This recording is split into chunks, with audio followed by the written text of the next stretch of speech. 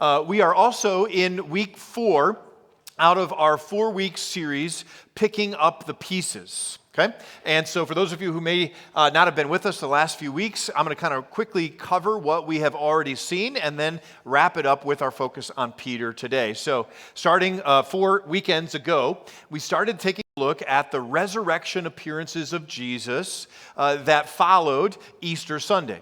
Okay? The first was in the Gospel of Luke, chapter 24, Cleopas and an unnamed companion who were able to walk with Jesus for a while on the road, although they didn't recognize him at first. And then he revealed himself to them in the breaking of bread.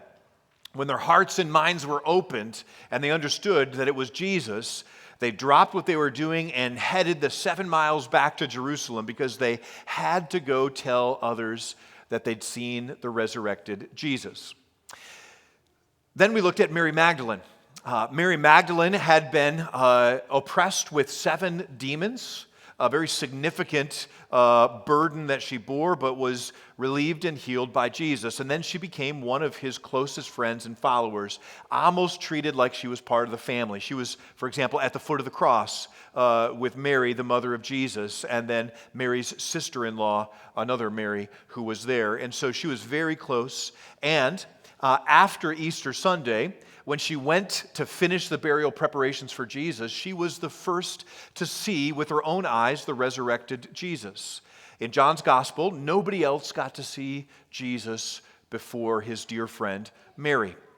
And what we saw in that moment as her grief was transformed to joy, we saw that he invited her, together with every girl, boy, woman, and man since then, to play a part in his kingdom work. And so everyone is invited to work together to lead people to a full life in Christ, like we talk about here.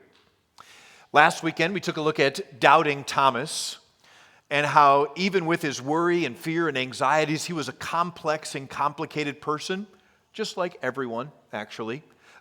He was welcome as one of Jesus' 12s. He was never put down or put away because of his doubts or his questions or his fears. Instead, Jesus says, bring them. I'm not worried by them. I have answers for you. But even more importantly, I have a place for you. And so what that means for us is that we too can carry with us some questions and some doubts, some anxieties, and they're not easily just removed. Sometimes we carry with us all the way to the end.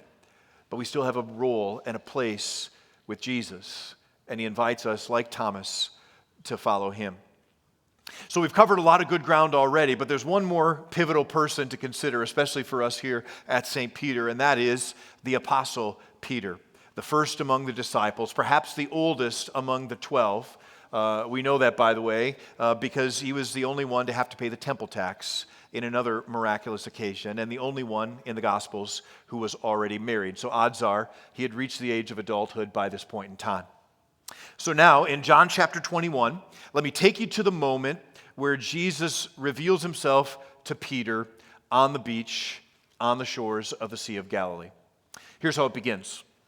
Later, Jesus appeared again to the disciples beside the Sea of Galilee. This is how it happened. Several of the disciples were there: Simon Peter, Thomas, nicknamed the twin. We talked about him last week. Nathanael from Cana in Galilee. Cana is just a few miles away. It's where Jesus turned water into wine, his first miracle in John's Gospel, and then also where he raised a young boy back to life. The sons of Zebedee, James and John, and 2 other disciples. We don't know which ones for sure, but there are at least 7 of them there. And Simon Peter said, I'm going fishing.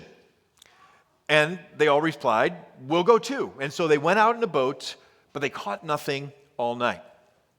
Now, a couple things to note here before we keep going. The first would be the disciples were in Galilee because Jesus said, go to Galilee, and I'll meet you there. So there were where Jesus told them to be, and when they went fishing, they were doing what normal first century rabbis and students would do too. Think of the Apostle Paul, for example. As he went about his ministry, he tells us sometimes he worked on the side as a tent maker to provide for himself. And in the first century, that was not uncommon. Bivocational ministry, where somebody worked part-time and then did ministry using the resources that they had earned for themselves to help supply their needs. And so when they went fishing, they were doing just what a first century student or rabbi would do. They were taking some time to provide for themselves. So nothing unusual or alarming or wrong here. So let's keep going. They're out in the boat. They've been fishing all night, but they've struck out, right? They haven't caught a single thing. And at dawn, Jesus was standing on the beach, but the disciples couldn't see who he was. Now, if you remember, in each of the 3 previous encounters, there also was this element of not recognizing Jesus at first, right? The disciples on the road to Emmaus, they said, "Are you the only person from Jerusalem who doesn't know what's just happened?" Right? Even though he was walking next to them, they weren't able to see him. It wasn't until the breaking of bread and their hearts and minds were open that they perceived he was Jesus. Or Mary, her tears perhaps obscuring her sight. When she saw Jesus for the first time, she thought it was the gardener and asked him where they had taken Jesus' body. It wasn't until he called her by name, then her grief was transformed to joy, that she was able to finally see that it was him. Thomas refused to believe until he saw with his own eyes and put his fingers in the wounds and his hand in the side. He needed to see and touch to believe. So on the shore, maybe it was because of distance, maybe there was some morning fog or the light wasn't all that bright. That may be part of this too, but it's also part of this theme of Revelation. They didn't know who it was. But he called out, "Fellows, have you caught any fish?" Now, some of you know Pastor Randy loves fishing. If you don't, you're going to hear about it. He loves fishing. He got himself a fishing boat, and he loves to go out, especially trolling for walleye. And I go along sometimes fishing. I'm okay with fishing, but it's not my favorite thing to do. But I know that fishermen and women love to tell stories. So at the funeral luncheon the other day, I was sitting with some of our senior-most friends, and these 3, they call themselves Widows Row at our 8:30 service, because it's a bunch of ladies who are now on their own, and they sit together, and I learned from Jackie and Mary Jane and Marge that they all love fishing, and they have stories, including about the 22-pound muskie that Jackie didn't bring in and it got away, but the 12-pound one that's on her wall at her house right now, okay? Fishermen and women love to tell stories, and so this was probably pretty normal too. "Hey guys, how's it going? Have you caught anything?" Right? Just asking, where's the hot spots? How are they hitting? "No," they replied. And then he said, "Throw your net out on the right side of your boat and you'll get some." And they're probably like, "Sure, anything might be worth trying." And so they throw the nets over, and as they did, they couldn't haul in the net because there were so many fish in it. Now, as you're walking through this story, maybe somewhere in the back of your mind, you're thinking, this sounds kind of familiar, like we've seen this before. And if you're Peter and James and John and the others on the boats, your synapses are firing too, and you're thinking the same thoughts. You're saying, wait a minute, we've been here before. So jump with me back to Luke chapter 5, and we'll see the first miracle and a miraculous catch of fish. When Jesus had finished speaking from the boat, he gave a sermon that day while Peter was out in the boat with him. He said to Simon, "Now go out where it's deeper and let down your nets to catch some fish." "Master," Simon replied, "we worked hard all night and didn't catch a thing." Sound familiar? "But if you say so, I'll let down the nets again." And this time, their nets were so full of fish, they began to tear. Notice what happens next. A shout for help from Peter brought their partners in the other boat, James and John, the sons of Zebedee, and soon both boats were filled with fish on the verge of sinking. When Simon Peter realized what had happened, he fell to his knees before Jesus in the boat and said, "O Lord, please leave me. I'm such a sinful man." What is Peter's first response to realizing that Jesus is who he claimed to be and had the authority and power of God to do these miracles? It was to fall down and worship, but also to recognize that because of his sinfulness, he didn't deserve to be in Jesus' presence. So how does Jesus respond? Because what he's saying is factually true. We're told that Peter was awestruck by the number of fish they caught, as were the others with him, including his partners, James and John, the sons of Zebedee. They were also amazed. But what does Jesus say? He says, "Don't be afraid. From now on, you'll be fishing for people." Instead of sending Peter away because he was a broken, sinful, normal human being, he said, in fact, I'm calling you to be one of my disciples. Together with his brother Andrew and James and John, he invites them to follow him. And as soon as they landed, that's what they did. They left everything and followed Jesus. So for Peter and the others on the boat that day, you could imagine as they were watching their nets straining with the weight of these fish, they were thinking, oh my goodness, he's done it again. And who's the first to respond? John tells us the disciple Jesus loved said to Peter, it's the Lord. Now, if you read through John's gospel, you may know he doesn't like to name himself. And so most scholars believe that this is a reference by John to himself, but he doesn't use his own name. But if you remember, on the occasion of Easter Sunday, when Peter and John heard from the women that the tomb was empty, they both ran, and one of them got there first. John, somehow or another, outran Peter, and then Peter came and went into the tomb. On this occasion, it's like Peter's thinking to himself, I'm not going to let that happen again.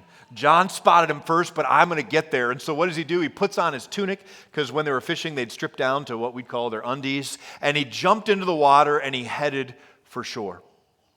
Now, if you've never been to Israel, there's a couple things worth noting about what's happening here. The first would be the Sea of Galilee is a very important body of water in the New Testament. Okay? It's actually more like a small lake than a sea, but it's given that name, Sea of Galilee, and so that's what we use.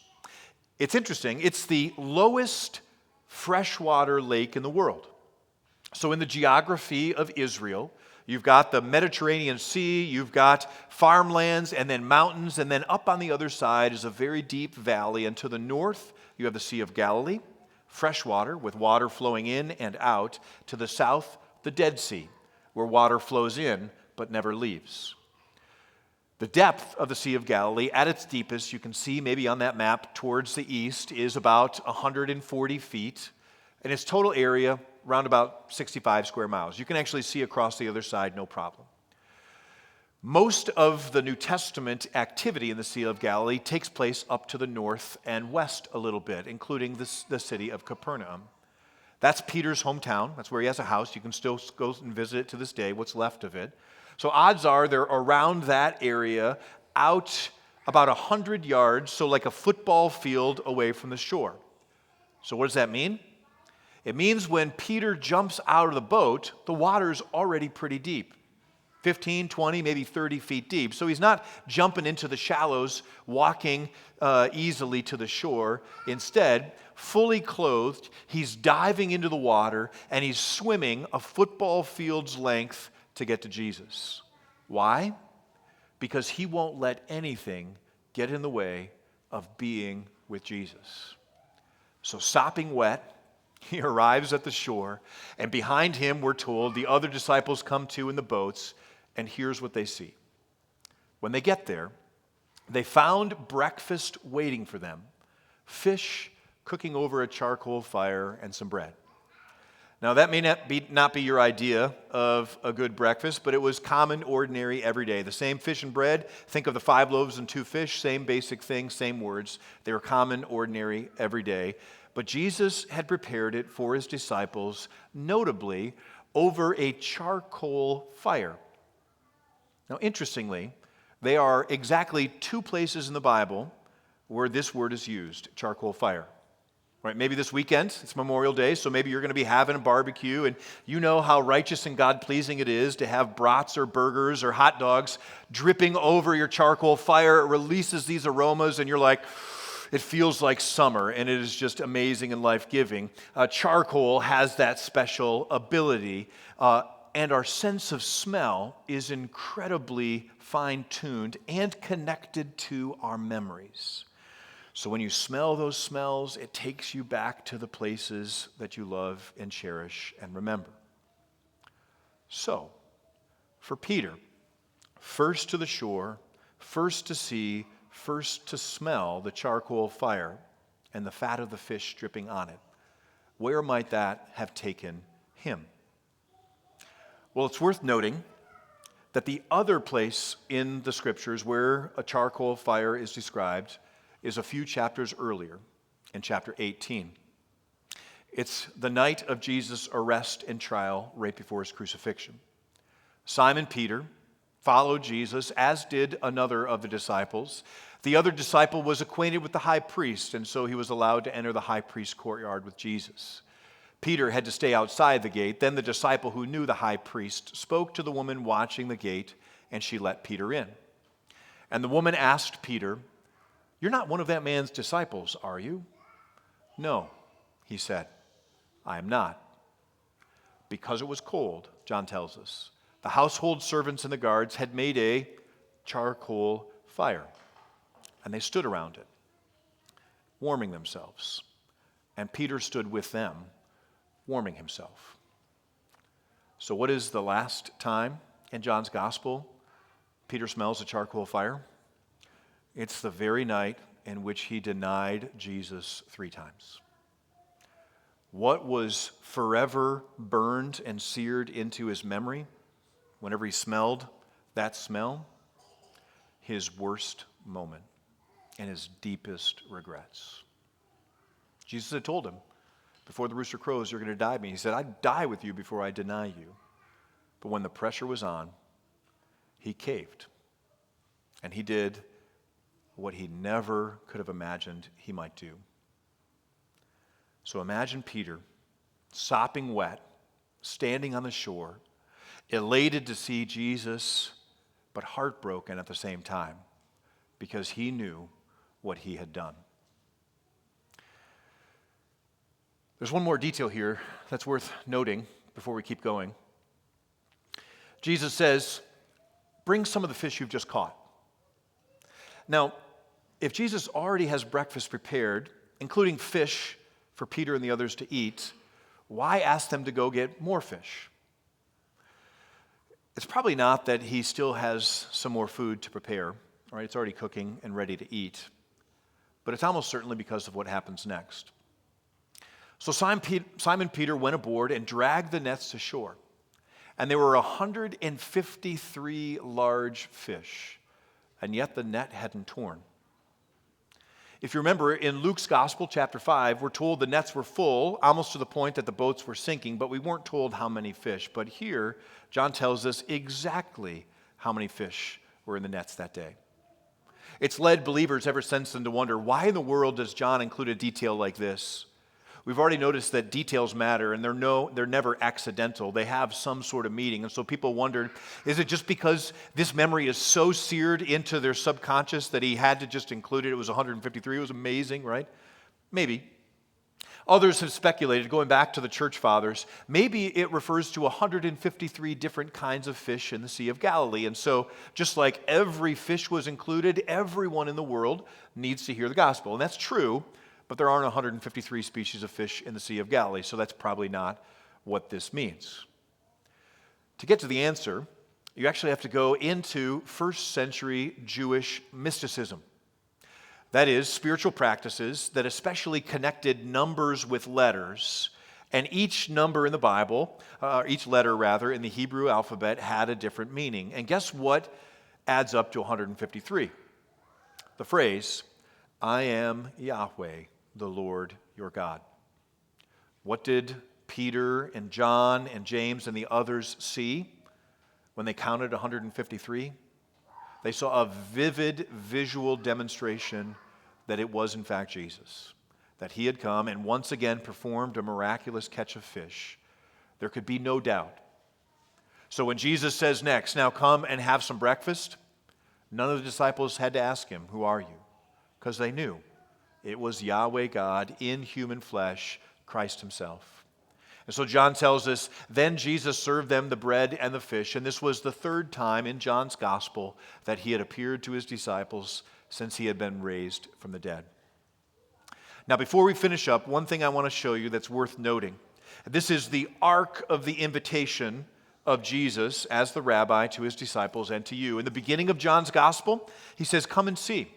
He invites them to travel with him, to watch and observe and decide for themselves, is Jesus the Messiah? Is he the one that was promised? Later on, he invites them to be his disciples. Come and learn from me, Matthew chapter 11. Mark chapter 6, come away with me to a quiet place and get some rest. He was teaching them the ways of the Father so that they could begin to put them into practice. Towards the end of his life, Matthew 25, come and inherit my Father's kingdom. That's his promise right before his arrest, trial, and crucifixion. And now, after Easter, come and eat. He invites the disciples to foretaste the feast of the eternal inheritance through breakfast on the beach. And while we may not get to share a meal with Jesus quite like that, guess what he did give us? A foretaste of the feast to come. In bread and wine, his body and blood, he tells us, is a foretaste of the heavenly banquet that is your inheritance as you enter into your rest with him as one of his disciples, as one of his believing followers who have tasted and seen that he is good. So we see Jesus bringing this ark to its resting place, inviting Peter and the others to fulfill his calling as their disciples. But there's one more very important thing that Jesus has to do. Again, remember, you're Peter. You're sopping wet.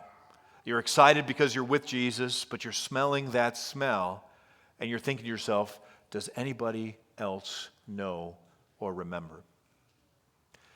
He maybe wondered every time Jesus showed up, is he going to bring it up?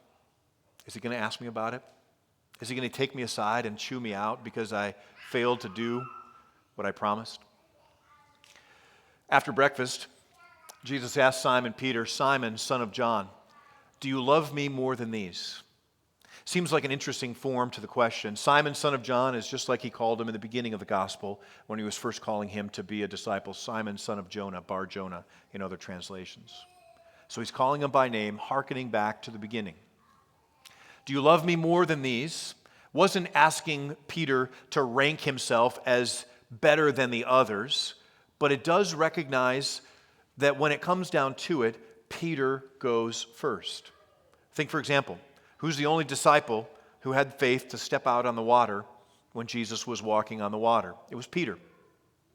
Who was the first among the disciples? Almost every time the names are listed, almost every occasion with Jesus, it was Peter.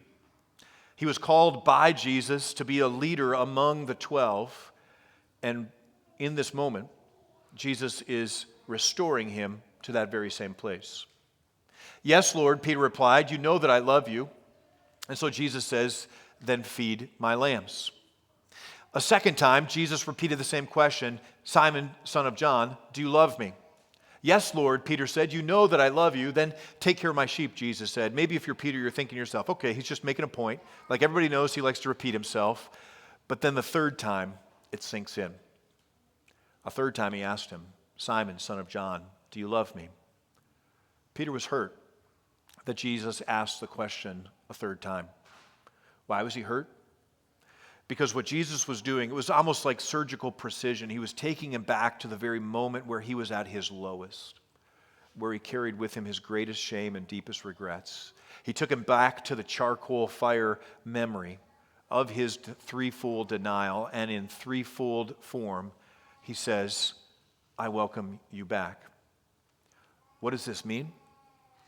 It means that Jesus welcomes sinners into his family. And he doesn't leave us in our sin, but even if it's painful and awkward, he enters into that very brokenness and he says, I alone can set you free. I alone can release you from the eternal weight of what you have done. And to Peter, who had committed what he probably thought was the worst sin you could possibly ever imagine, Jesus said, I know, but my grace covers this as well. Simon, son of John, do you love me? He says, yes, you know everything. You know me on my best days and my worst days. You know that I love you. And Jesus accepted his response, and he said, then feed my sheep. To you, what he says is, broken and weary, filled with regrets, carrying with you perhaps shame even today, he says, I know. I know you on your best days and your worst days, and I choose you. Come. Come follow me. And like Peter and Andrew and James and John and all the others, I have work for you to do. That sin, I'll deal with it. But it doesn't disqualify you from being with me. Come. Follow me. Amen. As we consider that, we're going to have a couple here in practice questions that we'll put up on the screens in just a moment. We'll put these back up during our upper room time. Think of a time when you let someone else down, maybe like Peter was feeling that day. How did you feel? Right? Kind of dwell on that for a moment. And then think of a time when somebody forgave you. And how did that feel? Maybe compare and contrast those two. You'll notice something. And finally, give thanks to God for setting you free from anything you have done wrong, for indeed, He has done that for all of us.